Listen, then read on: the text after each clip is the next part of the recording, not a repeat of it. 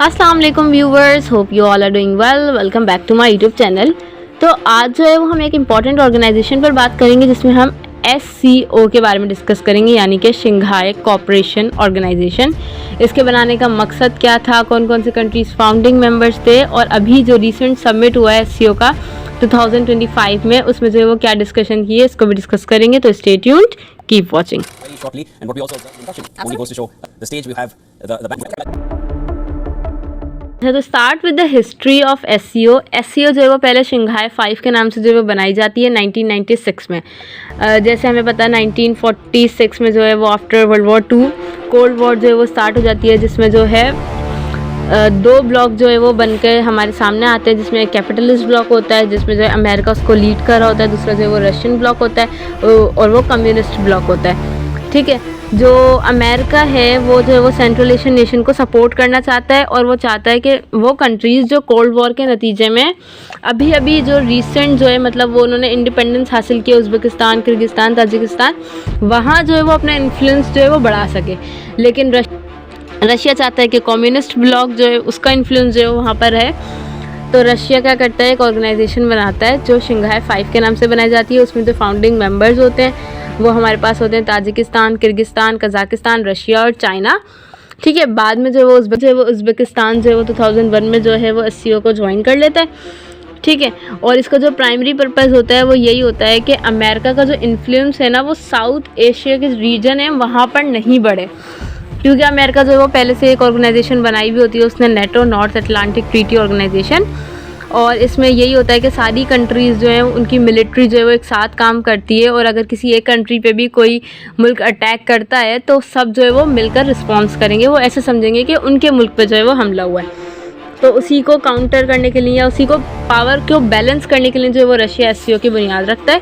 बाद में जो है वो इंडिया और पाकिस्तान 2017 में SCO को ज्वाइन कर लेते हैं। इसकी जो है ना हर साल जो है वो मीटिंग होती है हेड ऑफ़ स्टेट्स की, जिसमें वो सिक्योरिटी पे बात करते हैं, एनर्जी पे बात करते हैं, इकॉनमी पे बात करते हैं और अपने फ्यूचर टारगेट भी सेट करते हैं। ठीक है, और SCO की जो अभी मीटिंग हुई है हमने देखा कि चाइना में, उसमें जो है 31 अगस्त से लेके 1 सितंबर तक, यानी कि 2 दिन की ये मीटिंग हुई है, जिसमें जो है वो 20 फॉरेन लीडर्स ने जो है वो शिरकत की है, जिसमें जो है वो 3 मेन लीडर्स हम कह सकते हैं जो इमर्जिंग इकॉनमीज़ हैं उन्होंने जो है वो शिरकत की, जिसमें जो है वो चाइना के शी जिनपिंग साहब जो थे वो मौजूद थे। पुतिन जो है वो रशिया के जो 6 महीने से जो है वो कहीं सफ़र नहीं कर रहे थे क्योंकि उनको ICC ने वारंट जारी किए हुए थे, लेकिन वो बहुत दिनों बाद जो है वो किसी ऐसे इंटरनेशनल मीटिंग में आए हैं।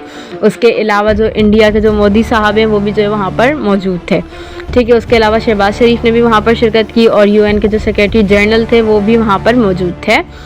ठीक है, अब SCO की जो ये मीटिंग है ये एक तरीके से अमेरिका के लिए जो है वो थ्रेट है। देखिए, हमें पता है कि इंडिया और अमेरिका के रिलेशन जो है वो ख़राब हो रहे हैं, जैसे कि टैरिफ पर हमने बात भी की थी। तो फिर अब जो है वो इंडिया जो टिल्ट हो गया है वो ज़्यादा किसकी तरफ टिल्ट हो गया, चाइना की तरफ टिल्ट हो गया। और अगर अब इंडिया और चाइना की दोस्ती ज़्यादा बढ़ जाती है तो 2 इमर्जिंग इकॉनमीज़ जो है वो एक साथ जो है वो ग्रो कर सकती हैं। ठीक है, और जो है आप देखें तो 24% जो ग्लोबल लैंड है वो SCO कंट्रीज़ के पास है, 42% पॉपुलेशन है, और उसके साथ साथ जो है वो 25% जो है वो GDP में भी SCO कंट्रीज़ का रोल है।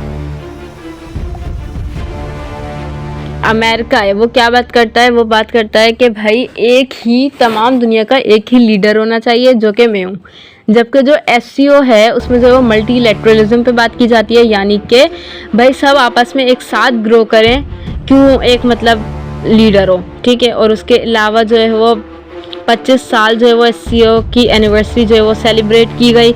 उसके अलावा अलाइंस पे बात की गई, उनके पार्टनरशिप पर बात की गई। प्राइम मिनिस्टर हैं शी जिनपिंग साहब, उन्होंने कहा कि हम अलाइंस नहीं, हम बना रहे हैं पार्टनरशिप।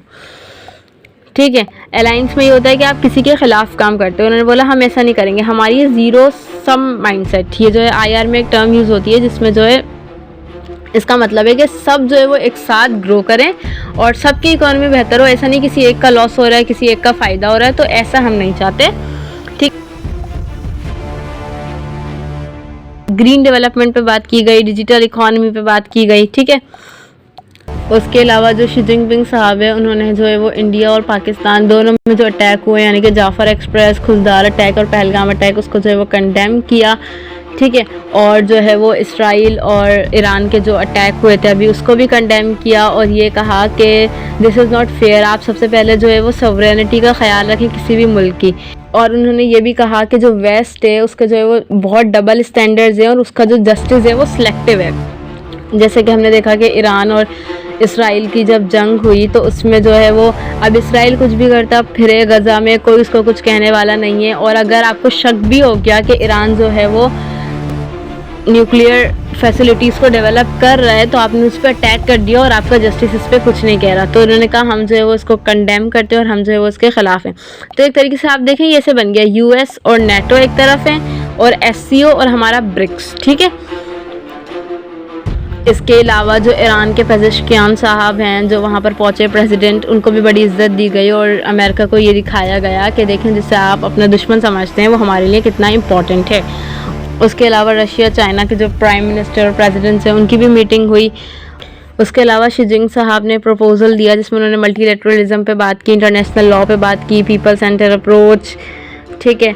और उसके अलावा WTO वर्ल्ड ट्रेड ऑर्गेनाइजेशन जिसकी जो 38th एनिवर्सरी जो है वो सेलिब्रेट की गई और ये कहा गया कि वर्ल्ड ट्रेड ऑर्गेनाइजेशन इसलिए बनाई गई थी कि फ्री ट्रेड करें, लेकिन अब जो अमेरिका है वो क्या कर रहा है, टैरिफ लगा रहा है हर किसी पे, तो वर्ल्ड ट्रेड ऑर्गेनाइजेशन के बारे में बात की गई, ठीक है। और उन्होंने इंडिया चाइना ओपन माइंडसेट के बाद में बात की कि इंडिया चाइना की जो दोस्ती है वो ग्रो कर रही है।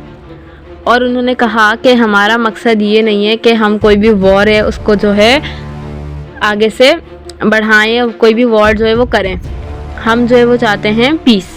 चाइना है उसकी पॉलिसी है कि वो क्या चाहते हैं, पीस चाहते हैं, ठीक है। उसके अलावा IR में 2 टर्म होती हैं, आइडियलिज्म और रियलिज्म। तो अमेरिका जो है वो रियलिज्म पे बात करता है, यानी कि स्टेट को प्रोटेक्ट करने की बात करता है, जबकि आइडियलिज्म है वो ग्लोबल ऑर्डर की बात करता है, ठीक है। उसके अलावा जो रशिया और यूक्रेन की वॉर चल रही है उसमें जिस तरीके से जो नेटो कंट्रीज़ हैं वो यूक्रेन को सपोर्ट कर रहे हैं, तो इस तरीके से रशिया को जस्टिफाई किया गया और कहा गया कि ये नेटो की ही गलती है कि वो ऐसा क्यों कर रहे हैं। शहबाज शरीफ साहब, उन्होंने जो ये बताया कि जो अटैक हुआ है हमारे यहाँ पर, जो अटैक हो रहे हैं और जितने भी अटैक हुए हैं, आप कह रहे हैं कि पहलगाम अटैक हमने करवाया, तो स्टेट टेररिज्म तो हमारे यहाँ खुद इतना ज़्यादा है कि हमारे यहाँ 90,000 जो है वो इस साल जो है वो ज़िंदगियाँ सिर्फ टेररिस्ट की वजह से जो है वो ख़त्म हो चुकी हैं। उसके अलावा क्लाइमेट पे बात की गई और तेंजिन यूनिवर्सिटी में भी शहबाज शरीफ ने जो है वो स्टूडेंट से बात की और वो वहाँ पर जो पाकिस्तानी स्टूडेंट्स थे उनको कहा कि आप चाइना से अच्छा पढ़ कर आइए, क्योंकि हम तो अपना एजुकेशन सिस्टम सही नहीं करने वाले, ठीक है। आप पढ़ कर आइए और मुल्क को सर्व कीजिए, ठीक है। और ना चाइना को भी मतलब का याद दिलाया कि भाई ऐसा नहीं हो कि अब आपकी इंडिया से दोस्ती हो गई है तो आप हमें भूल जाएं, और ये बार बार इस पर एम्फसाइज़ किया कि हमारी और चाइना की दोस्ती तो बहुत पुरानी है, कि 1949 में फर्स्ट मुस्लिम कंट्री पाकिस्तान ही था जिसने जो है वो चाइना को रिकॉग्नाइज़ किया, और बार बार CPEC पे बात की और BRI जो उनका प्रोजेक्ट चल रहा है उस पर बात की। तो इस तरीके से SCO में अभी डिस्कशंस हुई हैं। तो it's all about the SCO। अब अमेरिका अगर चाहे तो ये जो इतना अच्छा अलायंस बन रहा है 3 इमर्जिंग इकोनॉमीज़ का, तो उसको रोक सकता है इंडिया को अपनी तरफ टिल्ट करके। और पाकिस्तान अगर इससे फ़ायदा लेना चाहता है तो पाकिस्तान इस प्लेटफॉर्म को यूज़ करके इंडिया से अपने ताल्लुकात अच्छे कर सकता है और उससे जो है वो फ़ायदा उठा सकता है। तो इट्स ऑल अबाउट SCO। मिलते हैं नेक्स्ट वीडियो में, तब तक के लिए अल्लाह हाफ़िज़।